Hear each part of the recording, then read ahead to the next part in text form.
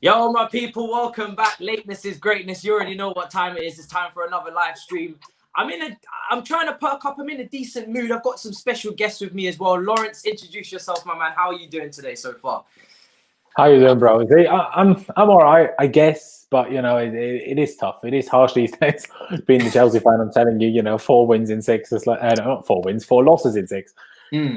It's tough, but I'm good. I'm good. If people don't know me, I'm Laurenz Vescoli. I have my own YouTube channel. I'm part of Blues Fans TV. All of them things. But what we're here today is to talk on Matiss's channel. So let's focus on that. Sick last name. And Jay, how are you doing, my bro? Chelsea Socials representative for the day. How's it going?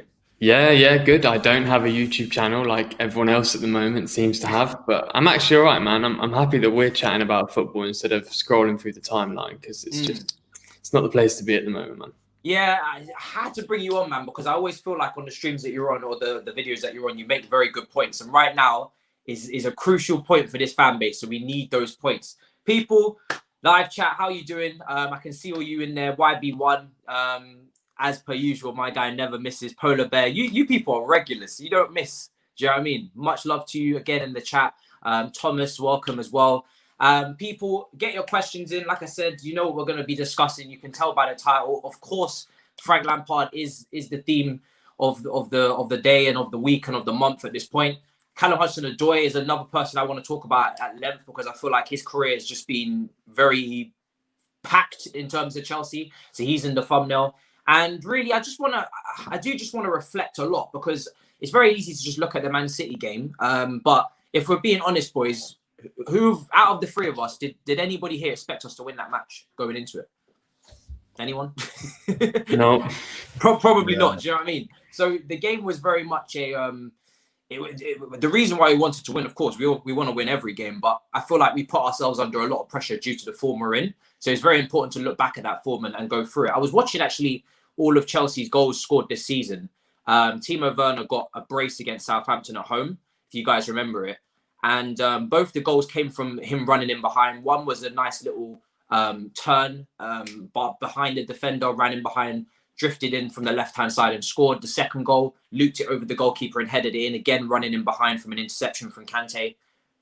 Anybody, like, Lawrence, I'll come to you first. What's happened to him? Because he's literally gone off the boil. And, in Germany, he wasn't the most, I wouldn't say he was the most technically gifted player, but he certainly had a role in that team and he found a way to be productive, got goals against Tottenham as well in the Champions League. He managed to get himself on board. But for me, again, a player that really just needs to sit out. He's looked really poor lately. What's been your thoughts on him? Honestly, it's just, if people have followed me that don't know, I've been very, very critical of Werner at times. I let him off a little bit more yesterday, in all honesty. But the guy just can't do anything right. He can't control the ball. He can't pass the ball. He can't dribble. When he shoots, they're poor, but 9 times out of 10, he doesn't even shoot these days. And it's weird. And I've never been one of these guys that give him that excuse of playing out of position because we played in his position yesterday. See what that did. But there is obviously a lot of issues that and clearly lack of confidence is a big deal for him right now. He was never the most prolific guy. He was always one of them people, one of them strikers, one of them attackers that took a few chances to get his goals. It was always a case of he'd usually score 2 in a game and then none for like two games and then again 2 or 3. It was less so than scoring 1 or 2 every game. So he wasn't always the most prolific and he wasn't like the next Hazard or Pulisic in terms of dribbling. But he was still decent at those things. And right now, he can't do anything right. And it's really disappointing. He starts kicking the bloody corner flags. I mean, they haven't done anything to him. I don't know why he's kicking them. Because it's a bit harsh. But you just sit there and, obviously we give him time. I'm not saying, he's a flop and we'll sell him and, will never come good. Obviously, that's not what I'm trying to say at all. But I don't know. Maybe it's a bit like with Pulisic, who needed that time out the team last season. Almost seems like a little bit like that with Callum Hudson-Odoi right now, out of the team, coming back and now getting these cameos, playing better and better and better. And even Havertz, looked a bit better in the last 2 games after a little bit of time out of the team. Maybe that's something that Werner needs. And that's kind of where I let Frank off a little bit. The real time when we probably would have dropped Werner was when we couldn't, because all of our wingers were injured all at the same time. So it's a tough one, but he really needs to start finding form because we know that all too well. Whether it was from Torres, whether it was from Morata, sadly we just know too well with these strikers. When the form just goes, when the confidence goes, it's really hard for these guys to find it back because, Chelsea is obviously a big club and we are scrutinised a lot. So, the sooner he can at least get a couple goals again, the better. And the fact that we had the penalty against Arsenal after he was taken off is just his luck at the moment, honestly.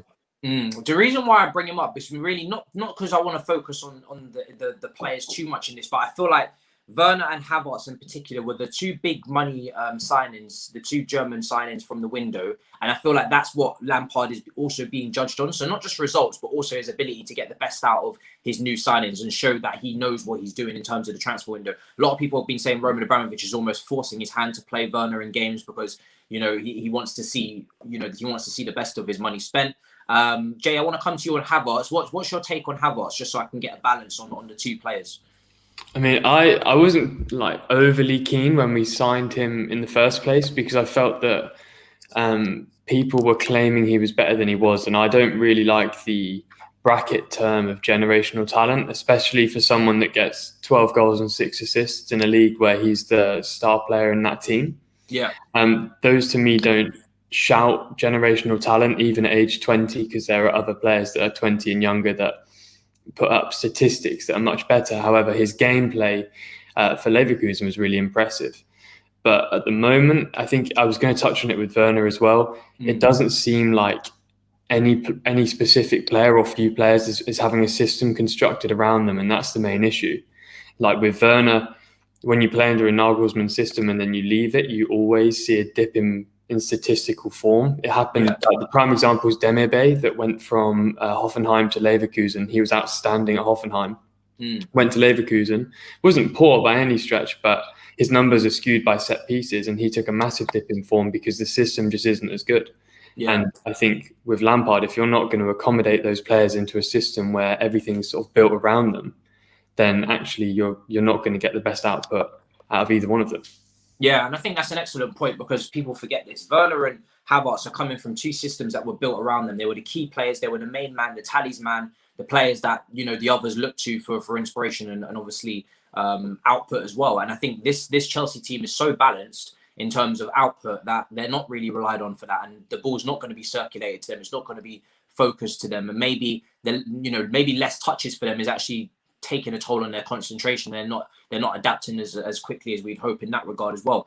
I think Havertz's issue with the disease has been mentioned quite often as well. Obviously, it affects everyone differently, so we don't know, how big a toll it took on his health as well. I think Frank Lampard's already come out and said that was a massive factor for his form recently as well. Werner, I just feel like, again, I've said it weeks on weeks, and I won't spend the whole stream doing it, but the people know watching, I've wanted him just taken out of the team. Not because I think he's a bad player, but I just think that it would be best for him to just sit on the sidelines for a few weeks. And also, I think there's two strikers that are in more form than him, and Callum Hudson-Odoi as well, which we'll get onto later. I don't know if you guys saw this tweet that went out. What was it? Well, today, really. There was a short list of new managers, right? And I want to start bottom of the list because, Jay's already smiling because I'm not going to lie. This list was ridiculous, right? There was some names on it that I couldn't believe it. Shevchencko, I want to get onto because I think that's its own... Well, we'll start with Shevchencko, actually, because I think that's absurd. I know he was a former player, and I think a lot of people have made the point that if Shevchencko was to come in, he would be almost a puppet for Roman, and then Roman would almost be picking the team in terms of who he wants to see, and that probably means the star players. But Laurenz, what is your take on Shevchencko? Imagine if he was to come in. For me, that is not even a sideward step. That's a backward step, in my opinion. Has Shevchencko got any managerial experience? Where has he been? Maybe I need to Google it right now. What's been going on? I think it's just manager of the Ukrainian national team. I don't think he's managed any club sides yet. I could be wrong, but I'm pretty sure he's current manager of the Ukraine, isn't he? Could be wrong, but it's a really weird one. Like, why on earth would we be doing that? Like, if you're going to get someone in until the summer, at least get good hitting. Do you know what I mean? Yeah. At least for the banner. But don't get Shevchencko in. Like, that's a nightmare. That's a shocking idea. I'm not sure whether he's, as little of a man, shall we say, for Abramovich to just pick his team then. But, I mean, I won't pretend to be watching the Ukraine week in, week out, or whenever an international break is on, right? But, I know they're somehow in Group 1 of the Nations League. Somehow there wasn't a group with Spain, Germany, Switzerland, right? But it's not like they was doing any bits there, so I don't know. That's a weird one. Personally, that just seems like random news outlets throwing random names around. I don't think that would actually be an actual possibility. But hey, I might be wrong, but bloody hope I'm not. Such a weird name to come out of nowhere, Shevchencko. I mean, Jay, what would be your reaction in terms of if he was to come in? I'd personally be furious. I honestly can't see it happening. I think that would be the stupidest move this club's ever made, to be honest.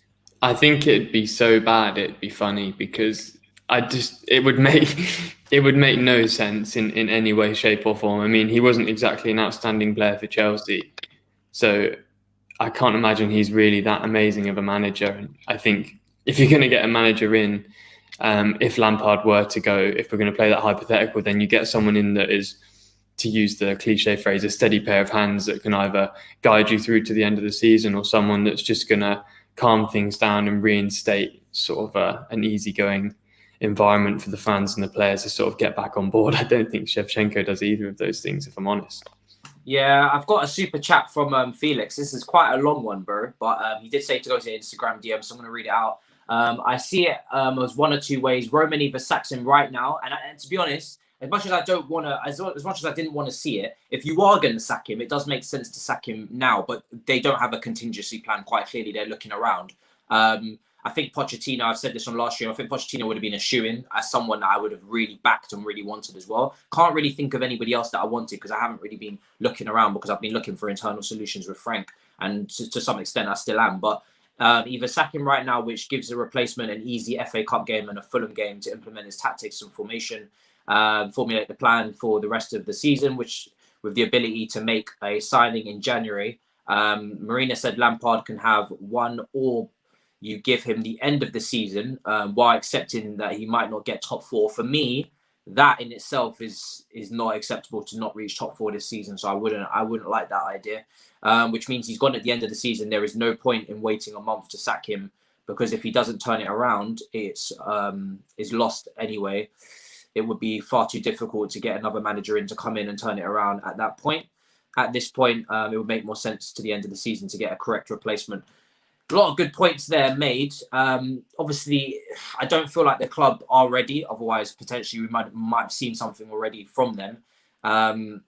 Tuchel's been named, but I do want to keep going down our shortlist. Rafa Benitez, we remember him. There's one way to unite the fan base.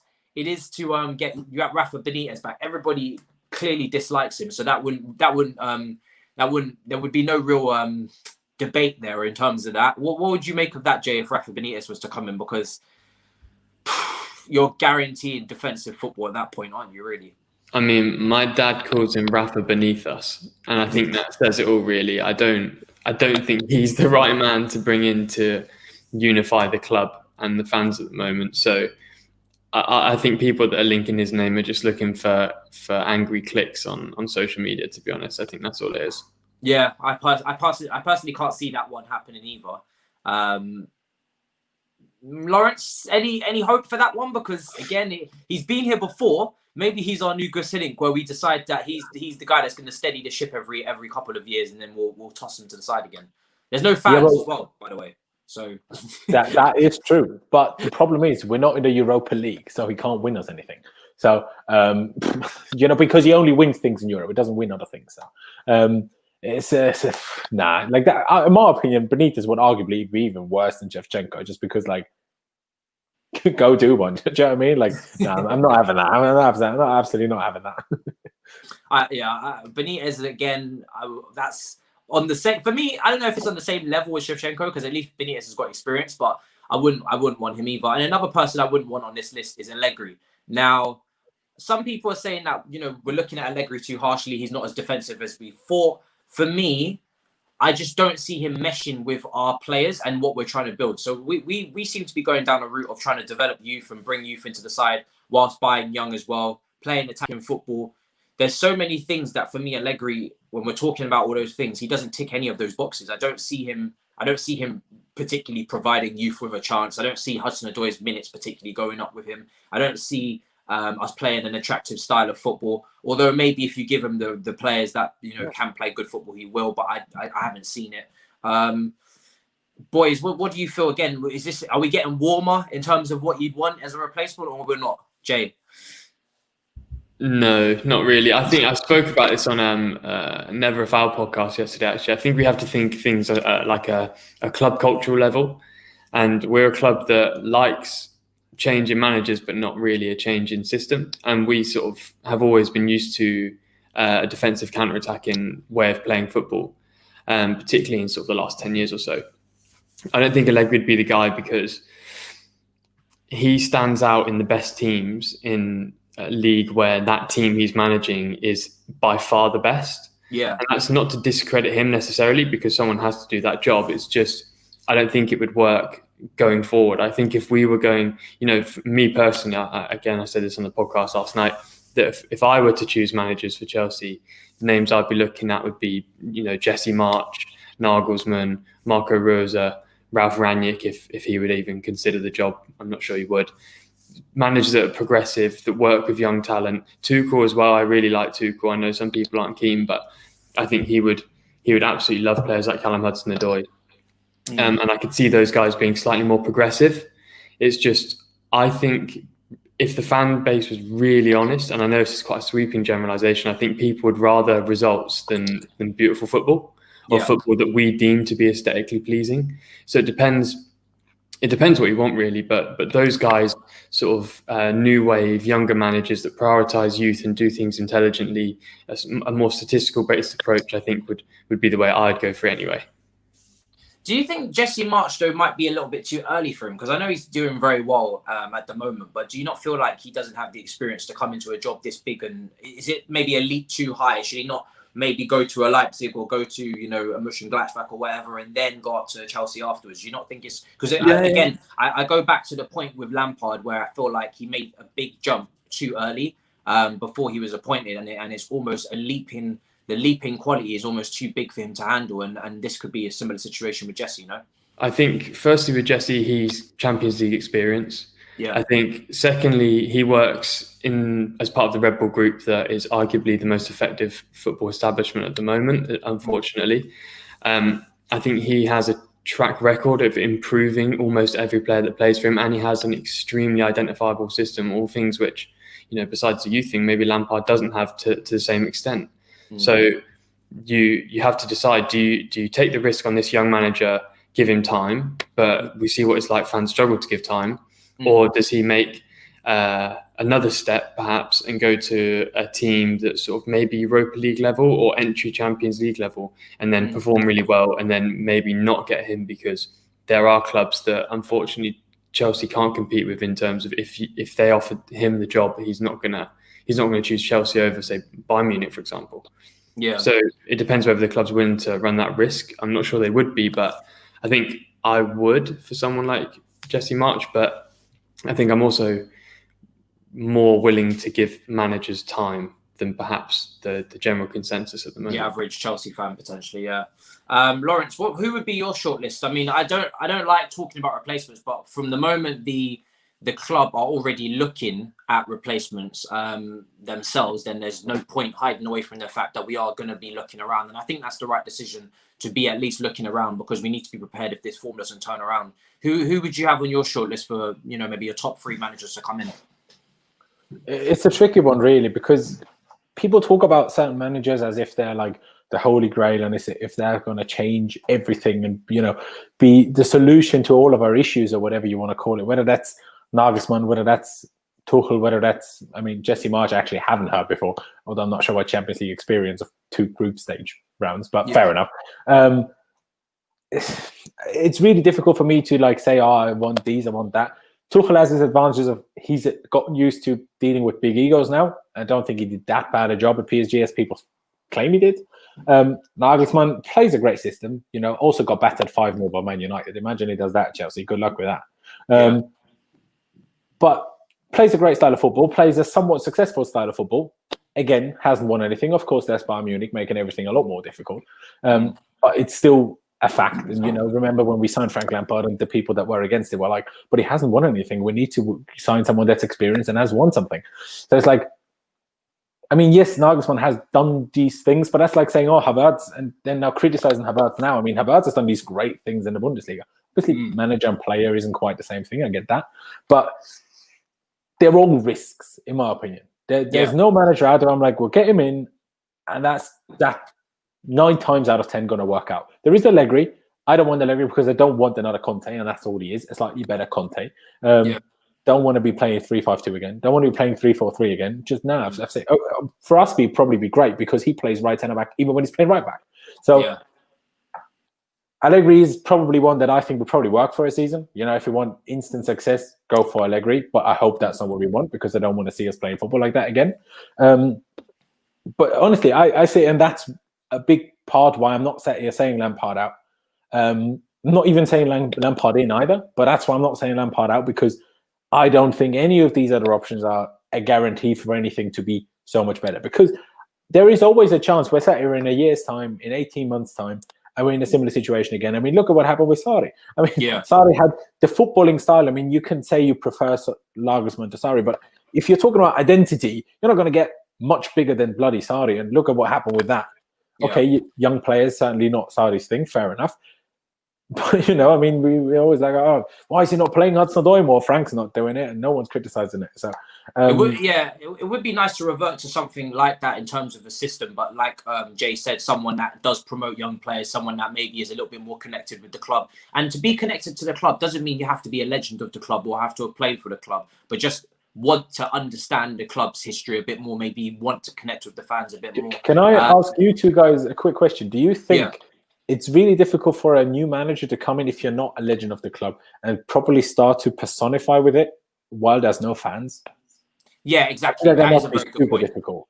Yeah, that is a very good point. Obviously, that's not an issue that Sarri had, but the new manager, if there is a new manager that comes in, they will have the same issue, where there is no fans in the ground. You lose that atmosphere, you lose that opportunity to make a connection. And I think the fans made a connection with Conte when we won the league. Obviously, he was winning games, but the fact that he was just, you know, going shit crazy on the touchline and hugging the fans when we scored. Sometimes it's just dumb shit like that really makes a massive difference. Do you know what I mean? Someone else has commented, Allegri would walk the league. Have you, Twitter nerds, not learned from these shit hipster managers are dead for us, bringing Allegri or Simeone?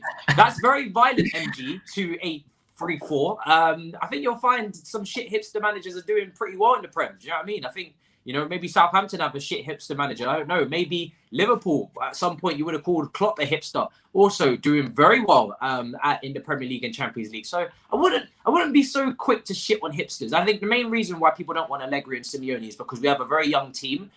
We want to play. A lot of people enjoy the game by playing positive, attractive, attacking football. I don't even look for possession football. I want us to go forward. And certainly with Simeone, you're not always going to get that. I think they did improve this season the way they play. Fair play to them. They are sitting top of the league, I think, as well. But it's been a long time we've been waiting for Simeone to try and attack with his teams. Eye test merchant, Brendan Rodgers is also on the list, Prem proven. Very good point. I will touch on Brendan Rodgers right now, actually, as well. That's, for me, like I said before, Pochettino is the only person that I would have had come in and been like Lauren said, 9 out of 10. I'm very confident that he's going to do a very good job, and I'm very confident that he's going to, be able to hit all the nails on the head in terms of player development, youth development, Premier League proven with 2 different clubs, transfer targets. Again, another issue I have with Allegri and Simeone is who they purchase. I don't want us, and I don't think the board, again, this is where the board and the manager don't see eye to eye, purchasing 30-year-olds for God knows how much money and all these extra things that they love to do to bring experience into the team. I get experience, but I prefer Thiago Silva than paying big money for someone in 30, 31, 32. I know they're not finished at that age, but if you look at the way the board deal with things, they want resale value. So you just need to try and match board with manager. If you don't do that, the exit becomes quicker, and for me, it's just a ticking time bomb, some sort of hourglass. What are your thoughts on Brendan Rodgers, boys? Because that's I guess if you're saying Pochettino would have been, I'm saying Pochettino would have been a good move. Brendan Rodgers is probably just the tier below Pochettino, maybe, but he's still Premier League proven at multiple clubs and whatnot. How would you, Jay, go about? Brendan Rodgers obviously was at the club as well as a coach. Then maybe that helps. Is that maybe an easier transition from Lampard? Would you be happy with him? Yeah, I actually like Brendan Rodgers. I think maybe because he's not quite as romantic as sort of the hipster managers, he doesn't quite get the credit he deserves. But I think he's a really good manager. Yeah. However, you mentioned the name. I think if I was to take a manager from existing Premier League team, I'd be taking Hasenhüttl, I think, because I personally prefer his style of play. I think it's faster in terms of transitioning from defence to attack. And I think that maybe people would be willing, because of his Tyson Fury-esque, ability to stand back up after an absolute battering. Yeah, people know that he's got some qualities, and it takes time to implement his system because we've had to be spectators of it at another Premier League club. Yeah, but people don't care, bro. People don't care whether it's someone. It's so true, though. Leicester did absolutely hammer them. Yeah, Leicester did hammer him, and I think he gets a lot of credit now, Hasenhüttl, for being able to do what he does. But going back to Brendan Rodgers, I think he's a very good manager.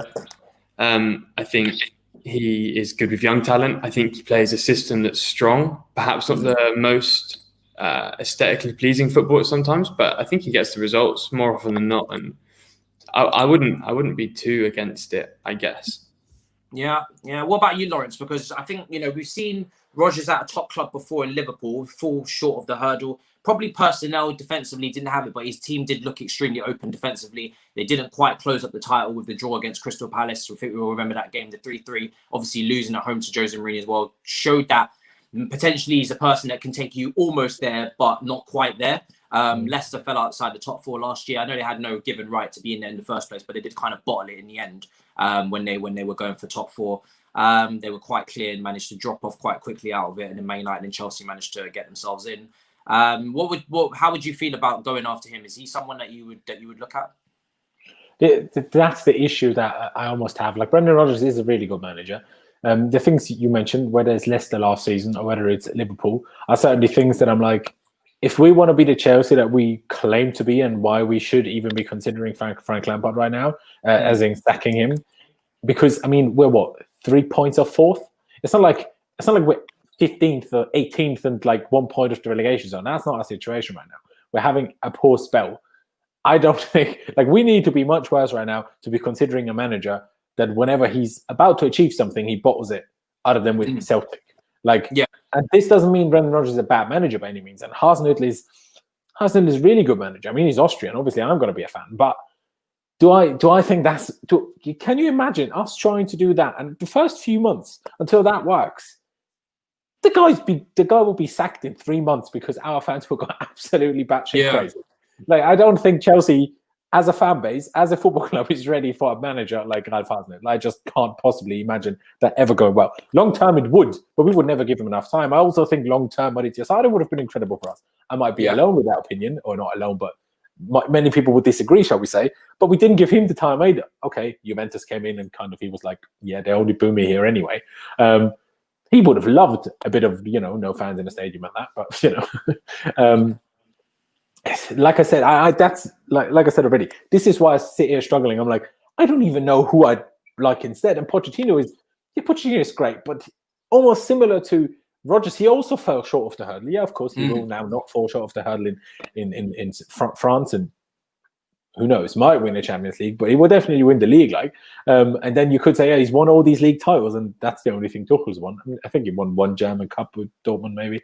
I don't know. For me, it's so difficult to decide what you prioritize, right? Because there is tactics, there is likability, there is personality, there is youth, there is success, and to me, it's like none of these managers bring enough of all of those things together to be worth getting rid of Frank Lampard for. Yeah, obviously Frank needs to sort himself out, because please do something other than cross the ball. And that's the thing that baffles me so much. I'm like, we all see it. We all cry out for something different. We all cry out for the question is, can he implement something different? That's the problem, isn't it? Can he actually implement it? True, but he implemented something last season and even this season. We didn't cross the ball from the get-go. So I'm sure he'd be able to implement something different, because it just can't be that Bruno Fernandes has more through balls than the entire Chelsea team. That's outrageous. I'm not having that. We need to do something. And honestly, I know I'm waffling a bit and I'm going round in circles, but it's just, I don't have this one guy or even these 2-3 guys. I'm like, yeah, if we get him, it's different. There was always times when we were in those situations, but it was bring Jose back, where it's like, yeah, Sarri has a system and we try that. And, a lot of people were a fan of that, obviously, after, just the opposite of Conte, even same nationality. We just wanted something different, something opposite. And now what? What's something different to Lampard now? I don't know. Carlo Ancelotti? Or like, do you know what I mean? Yeah. Well, I don't think we could even get him out of Everton, to be honest. And the way we treated Carlo in his second season when he finished second, I don't think he'll come back, unfortunately. Eric says, I really like Ten Hag at Ajax. He does really well with young players and plays good attacking football. You know, a lot of these guys are similar in that respect, for sure. I don't know. For me, I don't know if I take him, but I mean, to be honest, it really just depends on how far Frank falls. If he continues to plummet, I'd probably take anyone at this point. You know, the further we get away from top four, the more worried I'm going to get. The Grand Dam says Allegri is B-Tech Conte without the hair. No, thank you. Brother's always bringing banter into the chat. I swear to God. YB1 says Ganaspery had like best goal difference last year in Serie A. Another Italian manager. This is a man that just isn't going to get the time. I said it on Twitter last year. This fan base couldn't give Sarri the time. I don't see them giving Ganaspery the time either, to be honest. They play a very, very attacking football at Atlanta. I do love to watch it. He would be old though, so if they want something different to Lampard, you know, that's something. Yeah, it is a big difference, 100%. I don't know how old he is, but he looks like he's in his 70s. I don't know how old he actually is, but he looks old. Yeah, I think he's... I mean, I do think, as much as I'm not keen on Brendan Rodgers, he's probably out of all of them the smoothest transition, because I'd say he'd be able to work with the existing staff that are already there as well. Probably will be able to get upturning results just because he's more experienced and probably tactically better.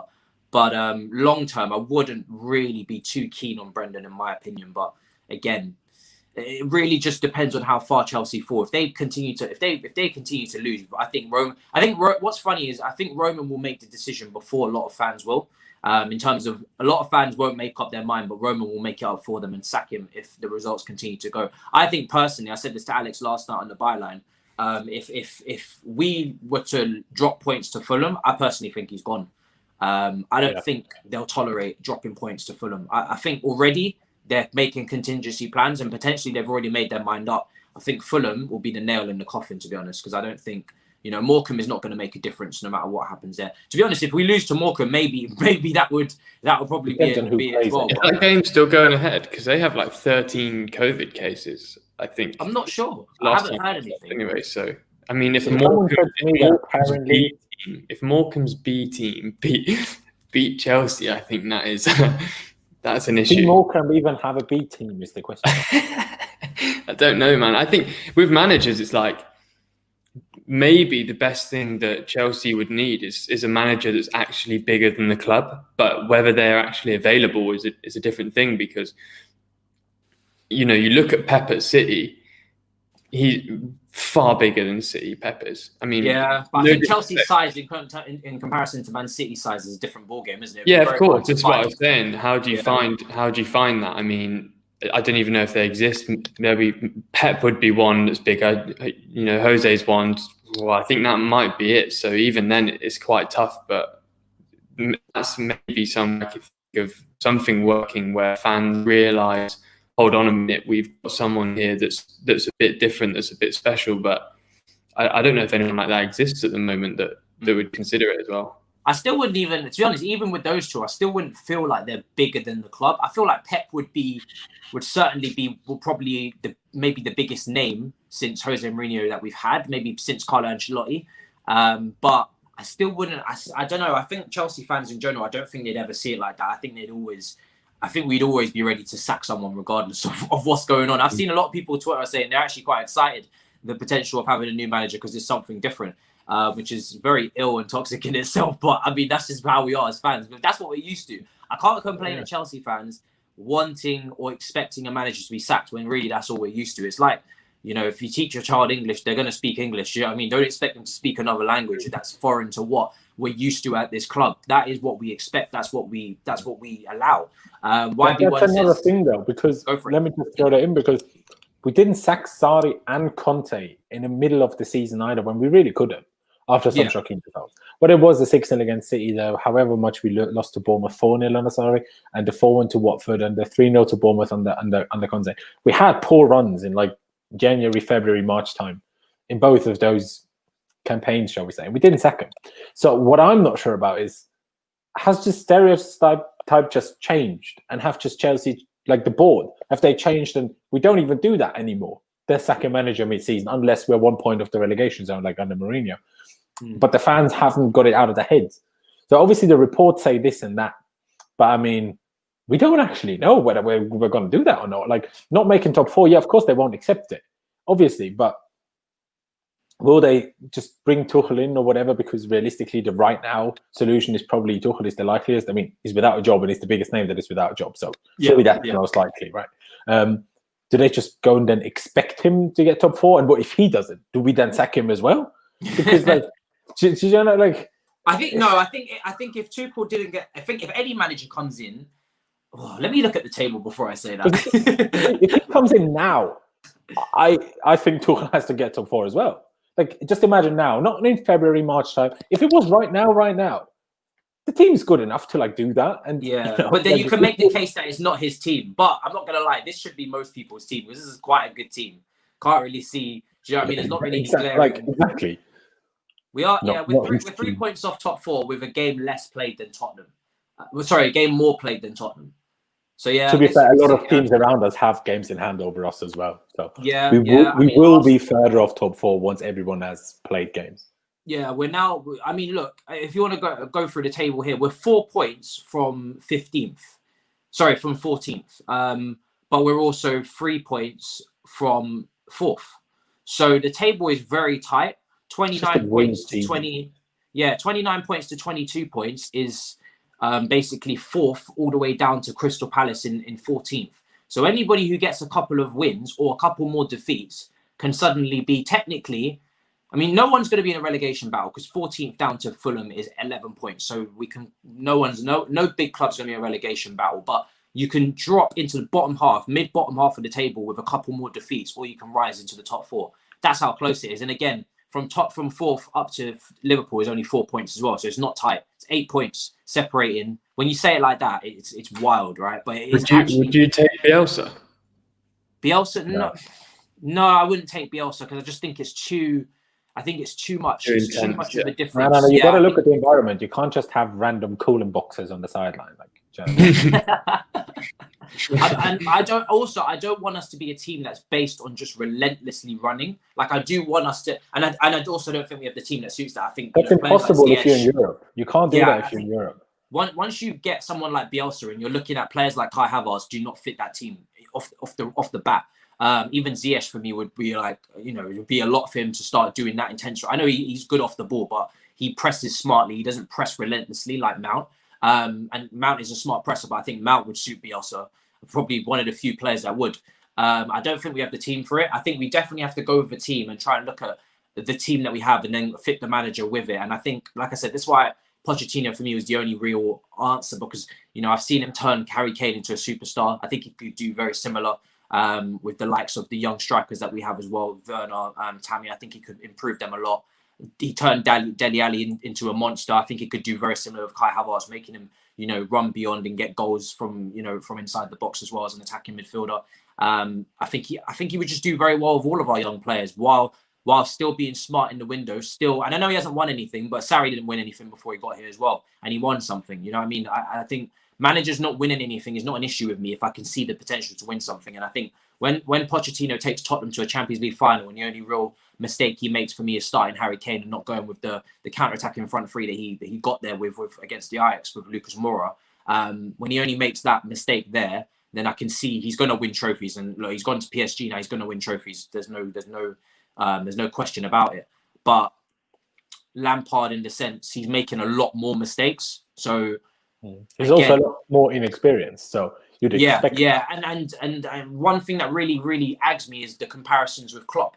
And I've been saying it for weeks now. But if you're going with the Klopp method, it took Klopp 4 years.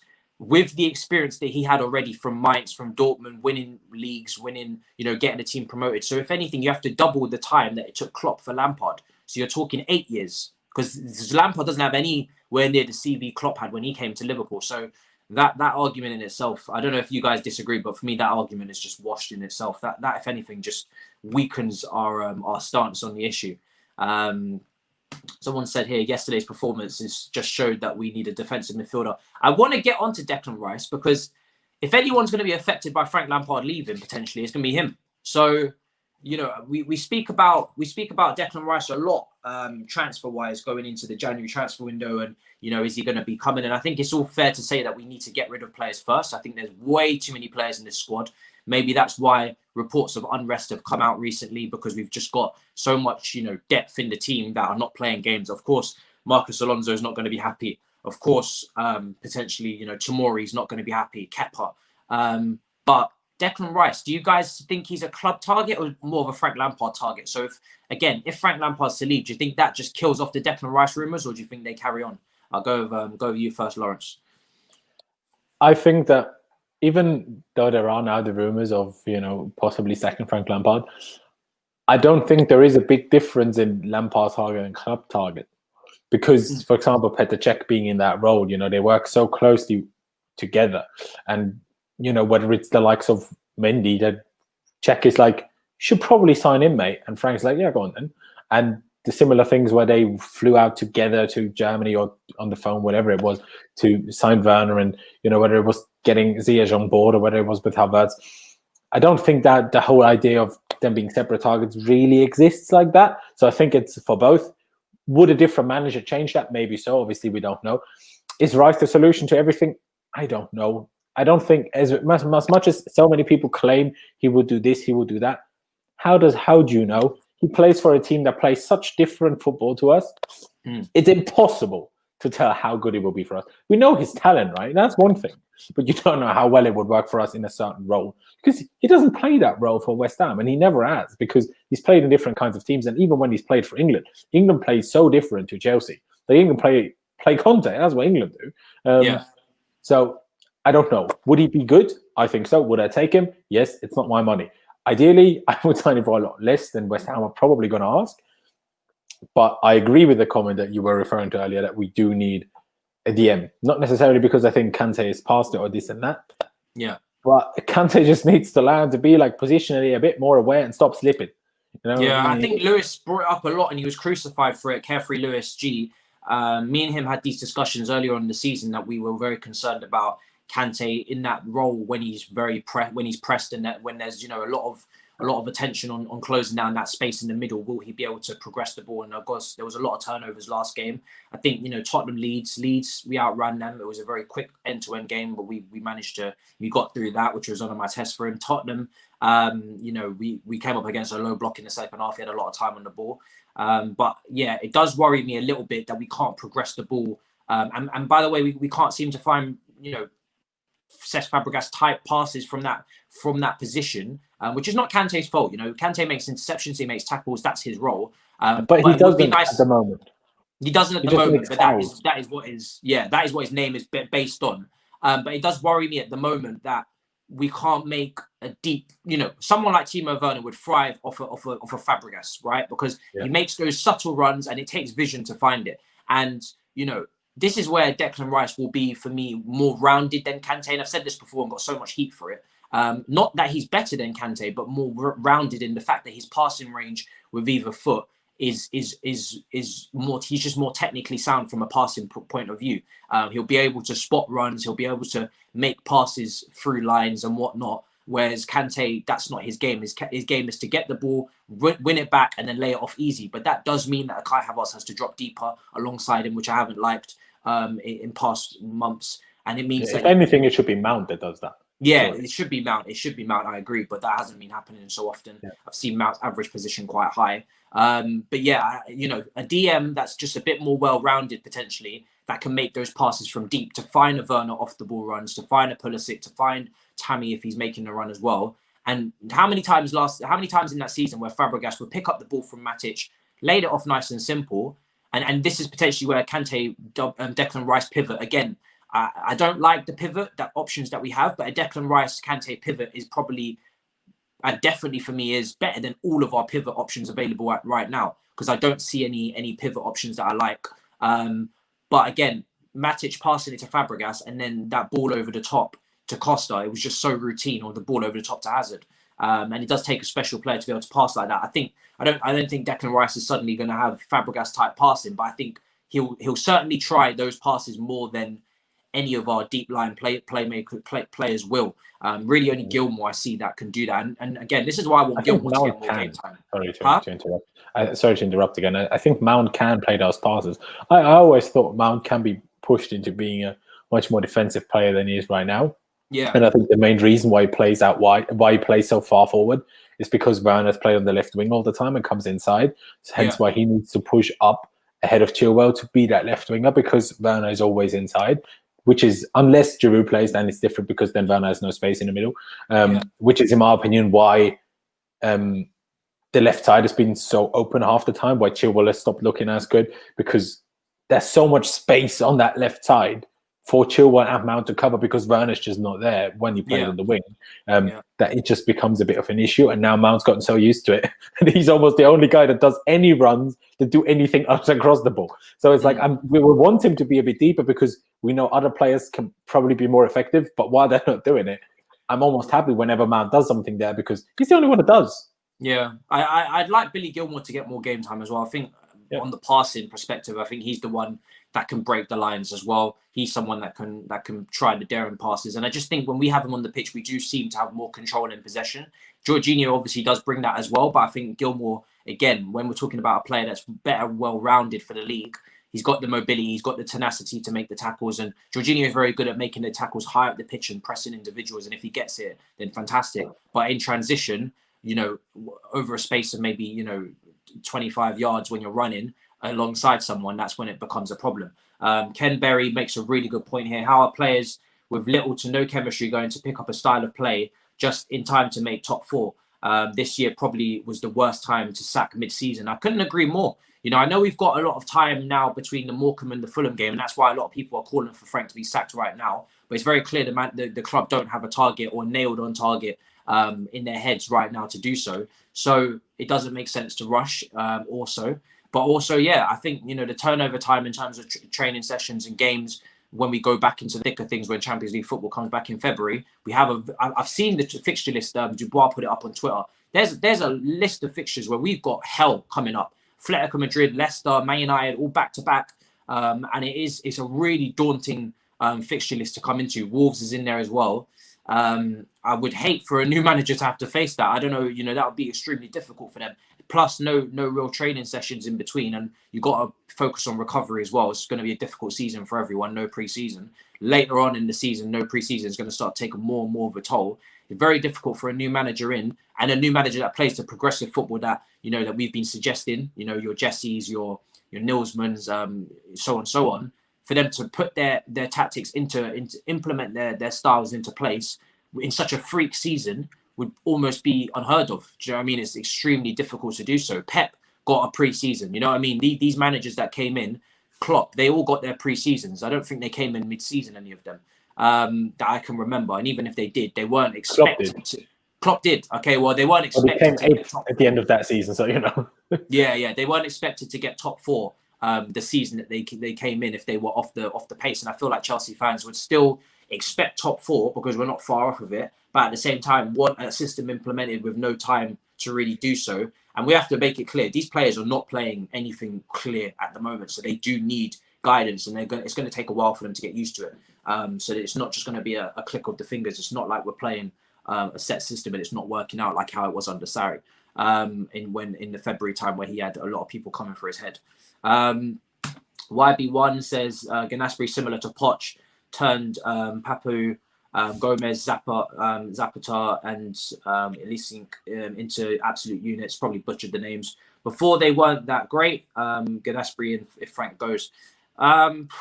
It's tough, that one, though, because Gasperini contrasts the style of play that Serie A is known for. That's why it's so effective quite quickly. It's the same with Sarri, right?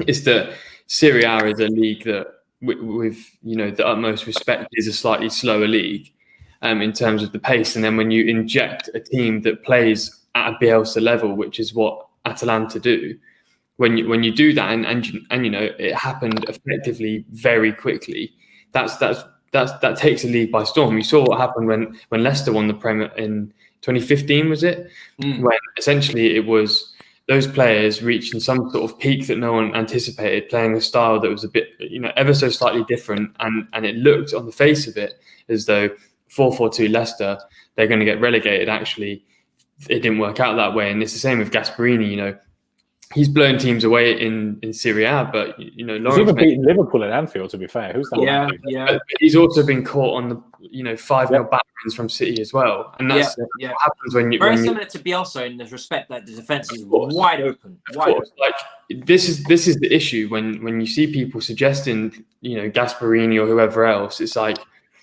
I vividly remember how it was with Sarri. How long do you want people to be principled for and stick to those principles before you demand change? Yeah. It's the same now, really. Everyone wants these changes, and Lampard just wants to stick with it, and probably wants what in his head is, I want to do similar things that Klopp did. And he chopped and changed it every time something went wrong last season. And he was probably not happy with himself for doing that, I would assume. Otherwise, he probably would be doing it right now, because it is weird that last season he changed it so much, whether it was 4-3-3, 4-2-3-1, 3-4-3, all these different things. And now he's so stuck to the 4-3-3. And I'm not even the biggest, I don't even have the biggest issue with that. I also didn't have an issue with it when Sarri did that. But it is strange that he changed in that way. I don't know if you guys agree, but that is a strange change that I didn't expect from Frank. Yeah, I think it's slightly bizarre, but I think as well, he was getting a lot of criticism. Perhaps it was early on this season or towards the tail end of last season, or both, where fans were calling out for him to have some sort of identifiable system. Hence why I think he is perhaps sticking with a certain way of playing, because he's aware. Someone just take his phone away. Just don't allow him to go on Twitter anymore. Yeah, just get him off Twitter, get him off Instagram, anything like that. I mean, just let him do his bit. But the thing is, we can speculate about managers all we want. I think no manager's going to be perfect when they come in. We remember, Pep being called Guardiola, for example, Klopp taking time. These things aren't as easy as they go. And also, I think, I've mentioned this multiple times with Project Lampard. It really is a 5-year project minimum. It's not a 2-season, 3-season. If this is what fans want, you have to invest that time. And realistically, I think, as Chelsea fans, I don't know how old you boys are. I'm 23. We've been fortunate enough to see the most beautiful era in the club's history. I'm willing to go trophyless for a few seasons if it means that we can steamroll teams in 2-3 seasons' time, when we have an identifiable system, when the players have gelled, when Billy Gilmore's our age, when Kai Havertz is just a year older than us, when Timo Werner is 27, and things begin to kick in. Then it's just not going to happen now. You can have world-class players, but if you don't have one, on-field leaders, which I think we lack, and two, a system that's really going to allow those players to flourish, it's really hard, and it's not going to happen straight away. And this is why you two are bang on by saying, it doesn't matter who you bring in, really. It's not going to change things instantly. And we expect top 4, but even if you bring in Tuchel, who is a really good manager, he might not do it. There are a lot of things in this season that they don't forget. People are well aware that COVID's affected it, a lack of pre-season. Yeah. It's unlike any other season, and we're not halfway through, which we would normally be, right? I think also the reason why I wouldn't be prepared to suffer for that long is because I can't guarantee that Frank Lampard gets us to the point where it was worth that suffering. And what I mean by that is, does he have the potential to win a league? Does he have the potential to win a Champions League? He is someone that is still learning on the job. So I can't guarantee, like I can with a Klopp, for me, who's, I can guarantee it more with someone who's actually experienced. Yeah, that's what I was going to say. If we were playing a hypothetical game, if I said to you, okay, tomorrow Tuchel's in, we're not going to win anything for 3 seasons, but in the 4th season, we're going to win the Prem. Would you accept that? Do you think you could deal with that? I could deal with it for someone. I could deal with I've always had patience for managers anyway. That's just naturally who I am. But I could definitely deal with waiting with someone that I know has got a plan. Where Frank Lampard is very up and down, because he's got a plan, but does he have the experience or the coaching ability to implement it? Does he have, there's so many areas in his game management, in-game management. He seems like he's always learning, and so many people say it, and it is kind of true. Chelsea's not the place to learn. I don't feel like Klopp was learning at Liverpool. I feel like Klopp was implementing at Liverpool, and it took a long time. Remember, Liverpool had a lot further to come than we were. When Lampard came in, we finished 3rd, won the Europa League. When Klopp came in, they were like 7th, 8th with like Karius, players like that in their squad. It was a really bad team. I feel like without Hazard is about 7th. Let's be honest. Yeah. Well. And it's really interesting that you mentioned Klopp as well, like because he was managing Mainz for 7 years before he went to Dortmund, where he spent, I think, another 7 years, but I could be wrong, maybe 5. A long time. That's a minimum of 12 to 13 years that he spent before he's reached Liverpool, and even then it took another season or two at least to be even showing signs of what that now. Exactly. Management is just not, that easy, and it's not a process that's similar to being a footballer. It takes so much time and practice to get there.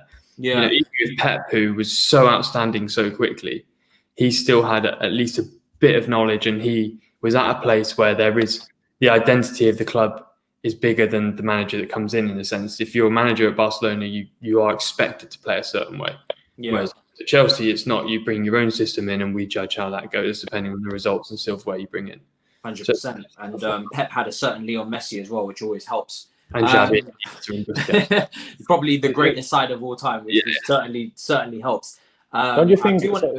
Sorry to just ask that question, because I feel like, obviously, we discussed what our opinions are as fans, right? But when the club decided to appoint Frank Lampard, did they not expect that to take a while for that to all click? Because I agree with what you said, Matisse, saying like if you're willing to wait and suffer a little bit until you win shit, but then really win shit, you want to be certain that will happen. Yeah. But don't you think the club were kind of like at least somewhat confident in it when they appointed it? Oh, and they must have been confident. Yeah, I think they. Do you know what it is? That it's the same when with Christensen. Very similar. I'll make the comparison with Christensen. When John Terry was singing wax lyricals about him potentially becoming a great centre back and he had all this potential, I think not only Lampard but Christensen or whoever, other comparisons you want to draw, I think people expected him to be learning faster than this. I think Christensen was expected to be learning and making better decisions in game than he is. Lampard the same, better decisions in game. And there hasn't what I'm seeing, in the last month is there hasn't been a progression of his decision making in game. But it's a month. Huh? But it is a month. It is a month, and that's why I'm not Lampard out, because I want to see if that's again. I want to make this comparison with managers that he can actually be compared to, Arteta and Oli, right? 2 managers that were on the brink of being sacked, but now seem to be going back up now. I know Arsenal still got a long way to go, don't get it twisted, but they seem to be, the curve seems to be going back out the other side. Can Lampard do that? Or is he just a nosedive? Are we, as a fan base, are we saying that he's worse than Arteta and Oli? Or is he someone that can, because he's got more experience than Arteta, he's got less experience than Oli. But for me, he's probably, I still think he's more intelligent than both of them. But he needs to obviously show that on the pitch, which is obviously up in question. Can he make that curve to get us into the top 4 and steady the ship? And will this time period look like just a really bad period in his management, or is he just going straight down into the deep depths of hell with this team? That's where you got to distinguish. So that's if you're comparing them to managers, to be honest, those are the 2 managers you should be comparing them to, and trying to make links between Man United, Arsenal. Who's got a better team? Who's implementing what in game? Who seems to be improving, who's getting worse, because all 3 now have been on the brink of being sacked at some point in their, they've really gone through hell, all of them now. I'd say this is quite literally hell for Lampard at this point.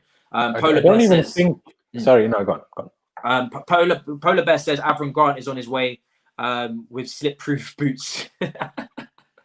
Wouldn't that be great? These interim managers, man, honestly. Laurenz, go carry on. Wouldn't that be sick though? Like, imagine the kind of football we was playing under Avram Grant. Like, we was banging shit. Well, what was it, like 10 games without like a goal conceded, but scoring like, what was it, 30 odd something goals in like the 10 games, and then just that one slip or an Elka just hitting the worst penalty I've ever seen in my life. The prison times. Now, the only thing I was going to say is Lampard has even less experience than Arteta, if you think about it, because at least he was there for a few years under Pep. The other thing, like, Solskjaer, what people forget is that he was, how long was he manager for in Norway? Like 7-8 years altogether? He's got way more experience. He's got like 10 years on him. Yeah, exactly.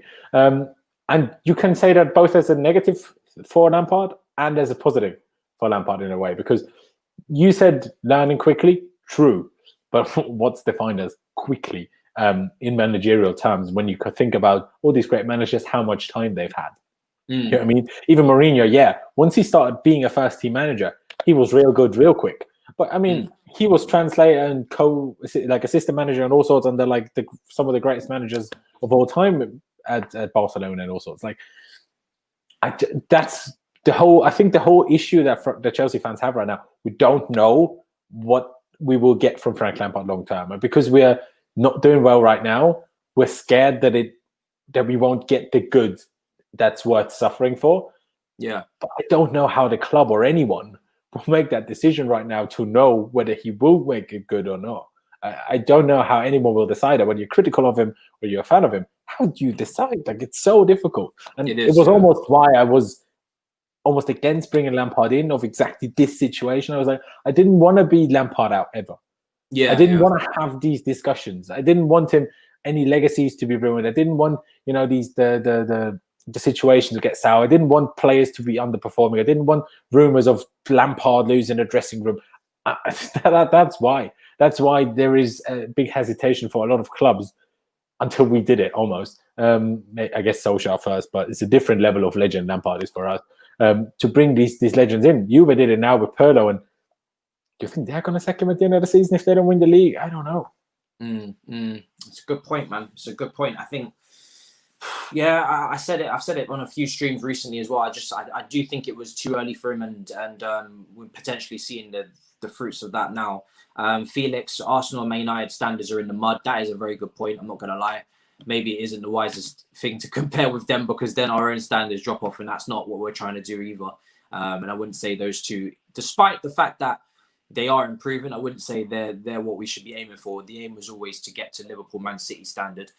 Ken Berry says, banking on Frank to fall hasn't worked before. You are about to get atted in the chat, bro. They are going to come for you. And again, I've seen this a few times now, so I will address it. I'm not a fake Lampard in. I mean, I am Lampard in, but heavily critical and running out of patience. But like I said, I'm not going to throw around a hashtag just to please you, just because it's something that, once I maybe title the video that it will be clickbait and you'll enjoy it.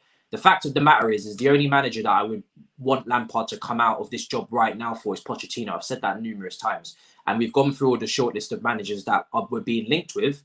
And it would be great. They're probably going to do an improvement, but they're not, for me, they're not perfection in terms of what I was looking for, ticking all the boxes. I want Premier League experience from Pochettino, but also the youth development, also the good style of play and the potential to win trophies and transfer targets. So there's a lot that goes into it. And also the fact that I don't think he will clash with the board, which is another thing that I don't want to see because that just halves the time. So being, not wanting him to be sacked now is because I can't give you a contingency plan what to do afterwards. And I don't think there's any point saying, sack him. And then I ask you, what do you want? And then you can't tell me, or you do tell me. And then I ask you loads of questions. You're like, I don't know, but fuck it. Let's see what happens. Well, if that's the way you want to go about it, then cool. But that's not the way I go about things. So, I think heavily critical is what I'll continue to be. And like I said, my breaking point is coming. It is there. And if we lose to Fulham, I promise you, I will be saying that. I won't be saying Frank Lampard out because I know that's the hashtag you want. I'll be saying it's time for him to part ways. Fulham will be my breaking point. I already know. So Fulham is a must win. You can't drop points against Fulham. Polar Bear says thoughts on JT and AC for next. Do you know what? I don't know if you're trying to wind me up on this beautiful Monday evening, but please, that is not the way forward at all. JT, as assistant manager for next manager, comes in. I mean, look, for me, the reason why I would say no is because I think, first of all, again, John Terry is learning from, it depends who the manager is, right? And the reason why I'm so hesitant to say yes to this is because whatever manager comes in, I want them to have everything that they need. And usually they come with their own backroom staff. There's no manager out there really usually that says, yeah, I'll take JT as my assistant manager. Like, don't forget just how important the assistant manager role is. I've been very critical in recent weeks of our backroom team. Are they helping out Lampard in times of need? You know, do we need an experienced assistant like a Steve Holland, like a Paul Clement? You know, any of these names that we've had in the past that have, you know, that understand the club but have worked under top managers, which you can't say the same for Jody because he hasn't. The only managers he's worked under is Frank, and apart from that being in the youth development team and doing very well there. Don't underestimate just how important your right-hand man is in times of hardship. So these managers that are coming in, I highly doubt, 99% sure, they do not want to just be given an assistant manager that we give them. I'm sure they want their own. Steve Holland, to be fair. Huh? Conte took Steve Holland. Yeah, he took him, but again, for the managers that we've named, again, I think Conte, you know, he probably took Steve to have relevance to the club. If you're looking at Nilsman or you're looking at, you know, any of these guys, I think their philosophies and their systems, that it takes a team to implement that. I don't think they implement it on their own. I think Conte, the amount of experience that he had in management, you know, he probably was just very focused, and probably, you know, if anything, he just needed really good fitness coaches as well. I think he definitely brought a few of those over with him. But his system he'd been working on for I don't know how many tens of years. You know, he's done it at Juventus numerous times. I don't think it's as important for him. But Steve Holland is also very experienced. JT is not. So that's another thing as well, is that JT, as much as I love him, he's still learning. Right now, he's learning on the job. And I'm getting, you know, I've got patience now for learning on the job right now, but I'm running out of patience, as I said. I don't think I want to see too many people learning on the job. But it would be a bit different, though, because right now, our entire staff is learning on the job.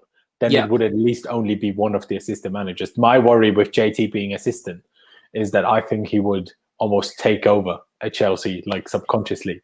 Like it would just happen. You know, there is all these stories of how much power JT had as a player. You know, about things like, you know, he was kind of the reason why we didn't sign Aguero, for example. That's why JT has to come in either as a manager or not at all. Because I don't think John Terry at Chelsea would accept playing second fiddle to anybody.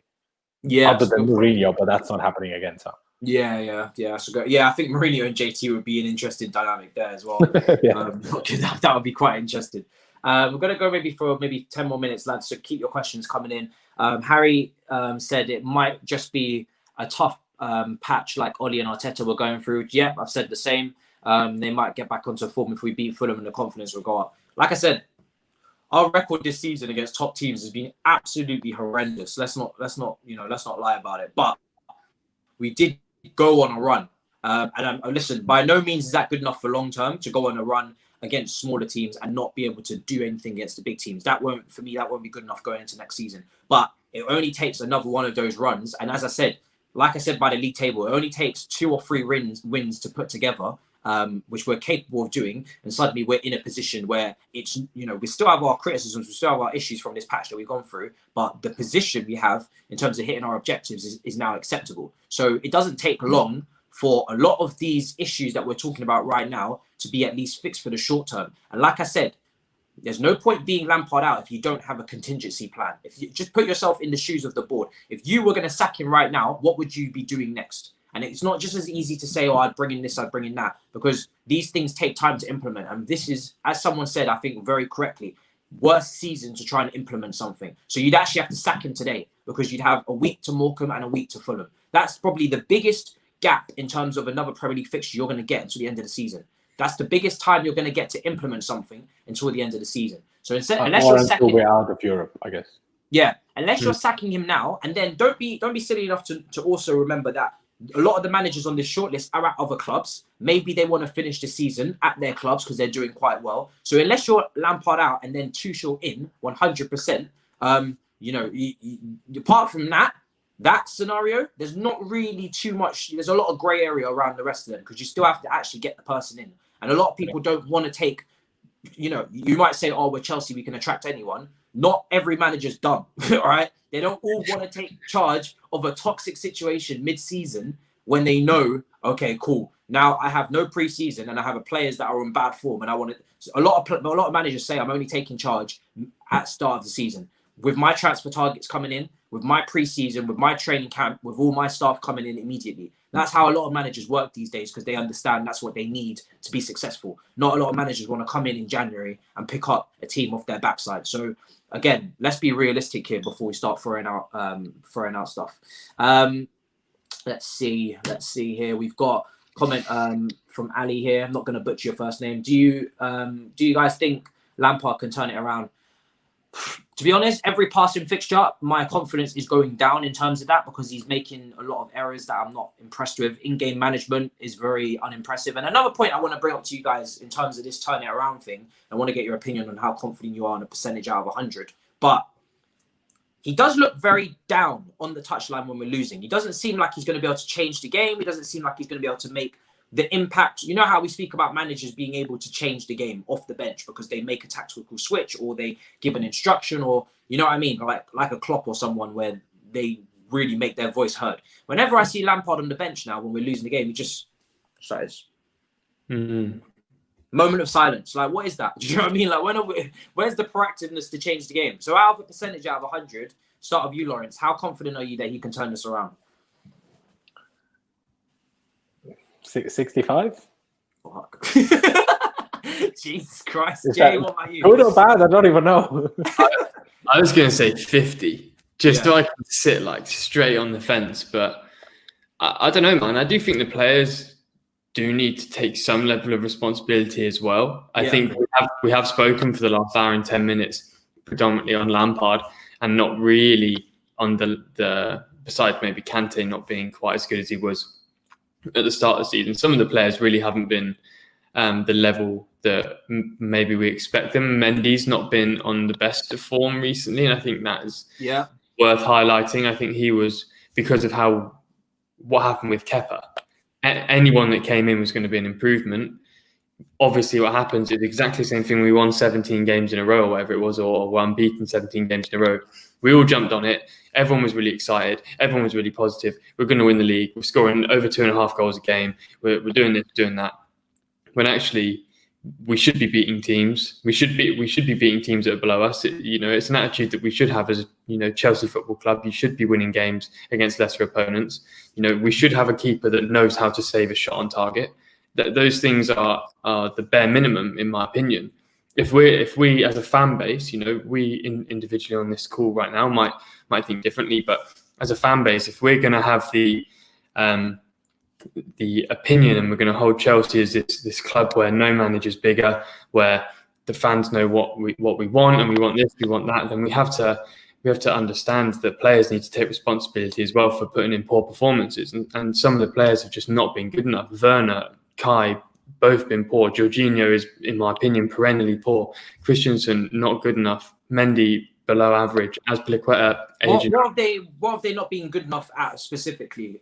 Because obviously some people will say that's down to again, spin out on Lampard and say it's because he's not implementing a clear system for them to thrive in. We're not seeing them in the right zones, in the right areas. We're not seeing their strengths enhanced and their weaknesses covered up by systems or by plans. Or would you say they're not doing the basics correctly, or is it a bit of both? It's a bit of both. I think some players' movement, first touch, basics, really poor. Werner springs to mind. I think Havertz, a lack of match intelligence, which is quite surprising because I assumed he was quite an intelligent player. Trying to dribble past 3 players just outside our own 18-yard box, I don't rate that whatsoever. I don't think that's the smartest way to go about things. And also, when you sign players like Kai Havertz, or Timo Werner, I remember seeing a video that circled on social media that was him saying, I am the best. I'm the best. I love that. That's exactly what I want. But when your confidence is low, don't forget that you said those things. Don't turn a small chink in your armour into completely losing your shield, essentially. I want these players, even if they're not on the best of form, to be so, imposing that the opposition team are a bit like, shit, we have to play these guys. Whereas right now, it's like, if we isolate Werner on the left wing, he's not dribbling past anyone. He's probably just going to kick corner flags. Kai Havertz, if we get him in deep, he can't dribble past everyone and he'll probably lose the ball. Jorginho, if we can sprint, we'll get past him. It's not good enough for me. And a lot of players are lacking on the basics. And, they may be really good at 1 or 2 things, but I want to see improvement over, the whole all-round game, which is why players like Mount, whether you're a pro Mount fan or whatever, he often has good games because more often than not, his fundamentals of football are really quite impressive. He does things that every player should do, and he does them consistently, and that's why he plays. And that's why, for me, he stood out more so than someone like Kai Havertz or Timo Werner to some extent, because of he's got the fundamentals on lock, in my opinion, anyway. Sorry, Matisse, can you just highlight this comment by simple underline Sage saying Werner is similar to Vardy? Where is that comment? It's quite current, sorry. But anyways, sorry to just interrupt like that, this whole conversation, but comments like that just piss me off. How are you comparing that? Vardy is one of the most clinical strikers you'll ever find anywhere, and Werner is like the opposite of that.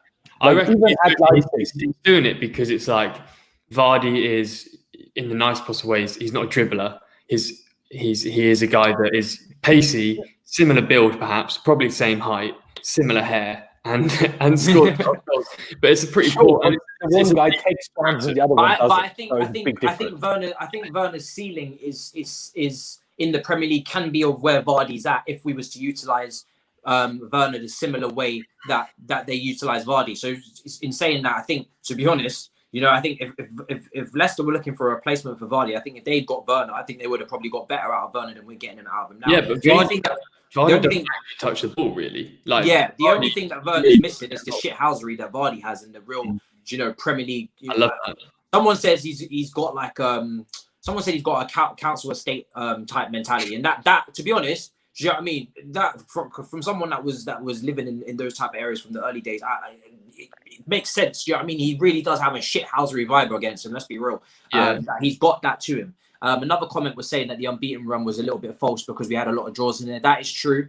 That is very true. But it's also that we had the Champions League in there. Like 17 Premier League games. It was a heavy fixture list, and also I do admire the teams to be able.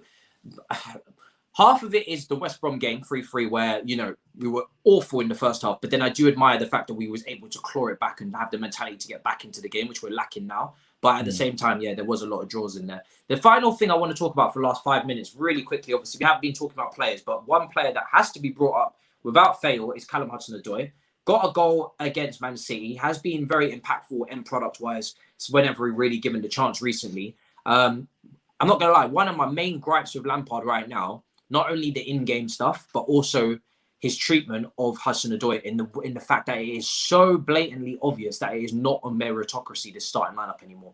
It hasn't been for a while. I think anybody who's saying that this lineup, the shouts and cries and qualms of this, Lampard picks on merit and it's all about how you train, that is bullshit now. Do you know what I mean? That has gone out the window because from my understanding, again, in looking into reports, there's no sign of Hudson-Odoi not training well. I don't see how he could possibly not be training well when he's seeing players in this position dropping stinkers. I'm sure he wants to be involved. And every time he comes onto the pitch, he's delivering. So for me, again, the fact that he didn't start against Man City is just further proof in the pudding for me that he's not being treated fairly. How do you guys rate the treatment of Hudson-Odoi? Or do you think, again, do you think that he shouldn't be starting? For me, I rate him so highly. I think he should be at this point, quite clearly.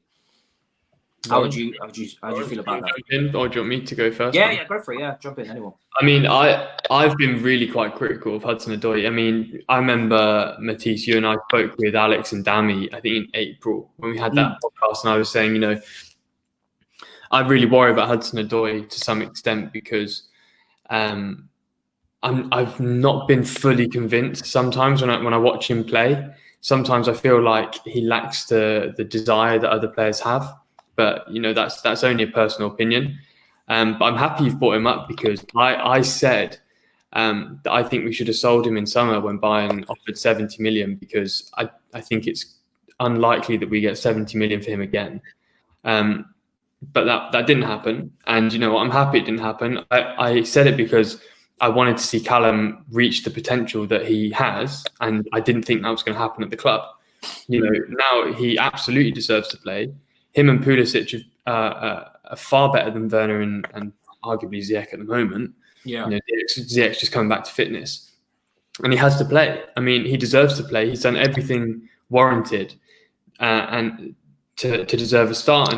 And I think there are bigger issues that I've addressed sometimes, and it's not always my position to touch on these things. But in the media, there's as we know, the British media, certain outlets as well, there is inherent racism in the way that they deal with certain attitudes towards young black footballers, and we know that exists. Yeah. So let's not let those voices, touch on anything that matters, because those voices are, they're pointless. Yeah. Fundamentally, Hudson-Odoi is now, it seems, finally focusing on football. He's overcome an injury, he's overcome COVID, horrible allegations that I don't really want to touch on that came up a few months back now. He's had a lot going on for a young guy who is, 3 years younger than the two of us. And I don't feel very old. I don't know about you. Yeah, same. Yeah.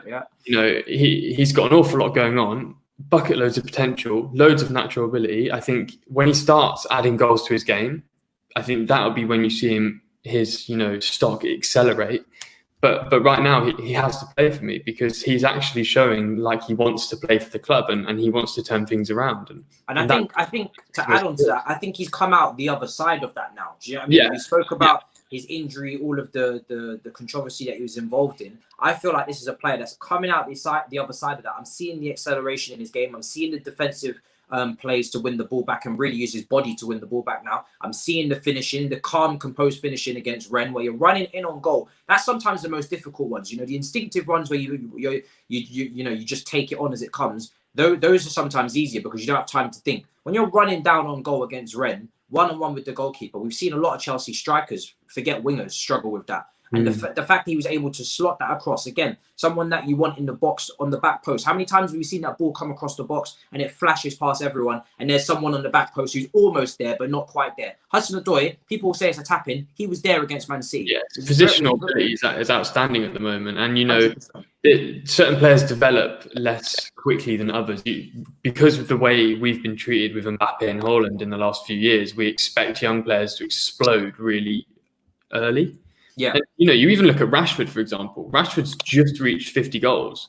Yeah, and he's played around 150 games. Yeah, that's not what perhaps people maybe expect, but that's the harsh reality of the way it is. Especially if you're playing for a Premier League team, this league is different to other leagues. You have to. People need to understand those things. And with Hudson-Odoi, you are right. It looks as though now, over the last 18 months, he's mentally matured. He looks ready.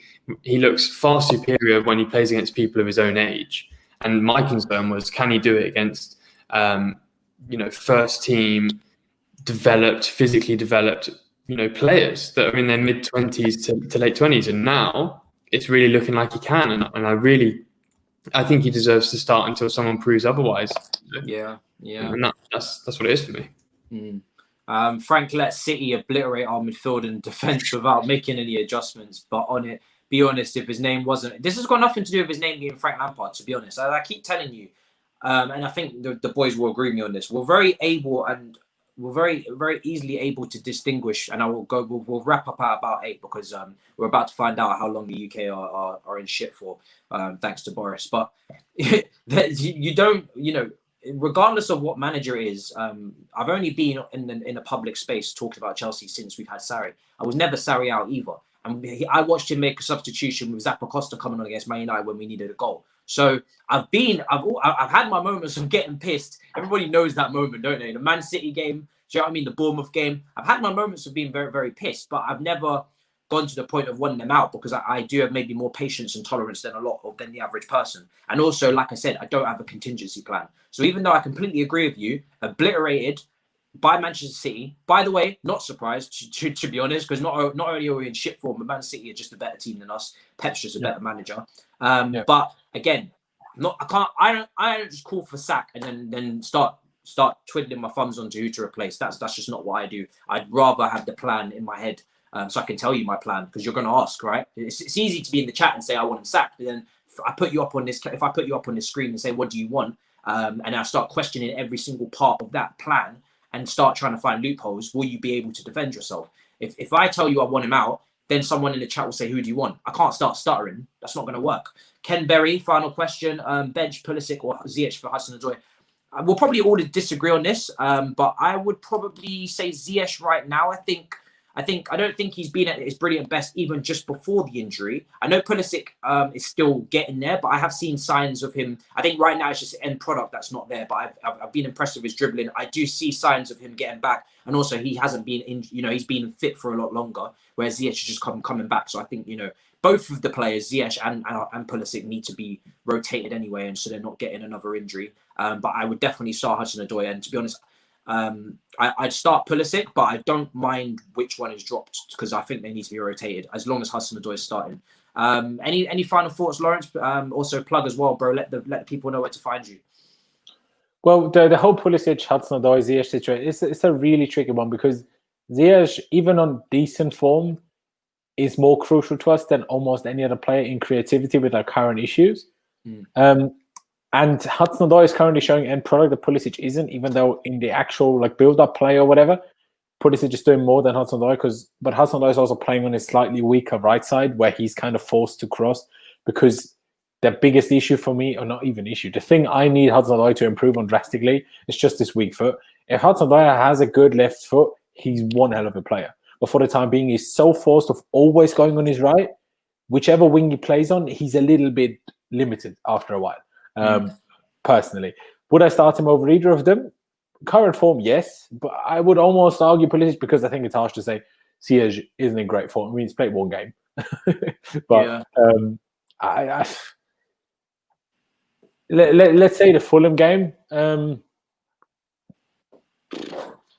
He has to start, but a lot of people make this argument: play Ziyech in midfield and whatever else. But you can't play Ziyech and Havertz, and I think you have to play Havertz now. Whether he costs 80 million or not, you have to play him now, right? And I think why not? Pulisic just plays so many games. Play Hudson-Odoi instead of Pulisic on the left.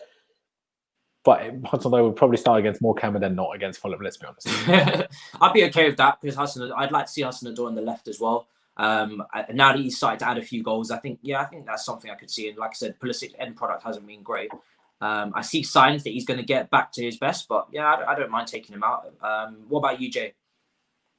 Laurence just touched on it. I've actually been thinking about it for a long time. I'd probably drop Havertz, to be honest, and play Ziyech as the sort of fulcrum in the midfield with. Okay, that's a good suggestion. Yeah, purely because I think Havertz needs to be treated a bit more delicately. I think, he has had COVID. That does have there's only very recent academic literature that's touching on the fact that COVID has a massive long-term impact on athletes, and you don't recover quite as quickly as, getting over the initial symptoms. I would sit Ziyech in a, I hate to make this comparison because it's quite lazy, but in a sort of Bruno Fernandes-esque position. I'd play Kante and maybe Mount behind them. I'd have then Hudson-Odoi, Pulisic, and Tammy would be. Okay. I would give that a go against Fulham, because I think we should beat Fulham regardless. So 100%. Be a game where we can experiment and change something up, and that might just unlock a door to a bit more confidence and a new idea and a fresh way of doing things. And we might be like. One thing I will build on from that, just to make a final point, is Ziyech deeper would potentially be that deep line playmaker that we haven't had, and maybe he can make those long range passes in behind for the off the ball runners that we've lacked as well. So really good point there. It's actually something quite fresh that I don't think anybody in the chat suggested yet. Well, little updates. Obviously, Boris is on the mic, so we'll come off of it. And also, Southampton hipster manager has taken the lead against Liverpool. So continue to disrespect the Germans as they continue to trash our league as per usual, and the Austrians from that part of the world. Laurence, you are an Austrian. Great segue over to you. Let them know where to find you, what channel. Link will be in the description as well, people. Well, yeah, first of all, thank you for having me. I really appreciated it. Appreciated coming on your channel for the first time, obviously. Batiste has been on my channel, which is, just my name, Laurenz Vescoli. A lot of you might struggle to type that out, but like I said, like Matisse said, the link is down in the description. Just click that, subscribe. That'd be massively appreciated. And obviously, check out the Twitter, the Instagram, if you fancy it, last 15 or 7 on those platforms. But yeah, like I said, thank you for having me. Let's hope for some better days coming up. It's kind of frustrating that we have such non-games almost, the Morecambe game and the Fulham game. We can't win anything from this Fulham game. We can only lose them in a way, because we win, no one will care. It won't boost the confidence that much. It won't help Lampard out. It won't give us much more hope. We have to wait more than 2 weeks until that Leicester game, until we actually can possibly get some positivity back. and that's why I always struggle at the moment. But hey, it is what it is. We move, and again, cheers for having me. Been a pleasure. People, I want you to spam Hipster Manager in the chat. Hipster Manager is winning 1-0 against Liverpool. And to be honest, doesn't matter who wins that game. They're both hipsters. So spam it. Jay, where can the people find you, or what anything you want to push, anything new? Yeah, man. Obviously, Chelsea Social. Or don't forget to check out CFCW Social as well. We now have the biggest Chelsea women's platform on Twitter, which is really exciting. And I would like to, obviously, you can find me on Twitter wherever you'll see me dotted about trying to set fence on the fishes. But I would like to just, massive thank you to you, Midfield, to chat to Laurenz as well. I do think people need to understand that we've seen the way that people are talking about Lampard and certain players, and maybe just be a bit more respectful and understand that they're human beings as well. And we wouldn't like it if we were spoken in that way. So maybe just take a moment to step back and realise that some of the narratives are not particularly nice, and remember that people's mental health might not be as strong as it appears just because they're professional athletes. 100%. And that's one thing you're not going to get on this channel, is you're not going to get any disrespect for Lampard, because that's a player that, that's a man that for me is one of the focal reasons as to how I started supporting this club. I've got shirts of him, and like I said, I can distinguish between manager and player. That's why I can criticise him, and that's why I will continue to criticise him and be very objective. And like I said, if he loses against Fulham, for me, that will be really it. And I think that's not controversial to say, because I think it'll be it for Roman as well. But you're never going to get any disrespect or any stupid names calling or anything like that, because for me, that's a man that deserves the ultimate respect, and I don't think his legacy will be tarnished. I think it's just a shame that if it does come to an end, that he hasn't been able to win the trophies that I hoped he would in his stint, and he hasn't been able to come here in his prime. Boys, thank you so much for joining me. Like I said, links will be in the description for both the boys, Jay's Twitter and also Chelsea Socials on YouTube, very new. That started up as well. I know Hijir's on there, a good friend of mine as well from the Byline. When he leaves his voice notes, he's starting to speak very rarely, very often. On there. He's coming out, isn't he? He's coming out. Do you know what I mean? Hijir's coming out. That Tammy Abraham propaganda's coming out to play. Laurenz as well. Thank you so much for joining me, bro. And listen, people, I will see you next time. Thank you so much for joining us. Let's go and listen to Boris. Peace. Perfect.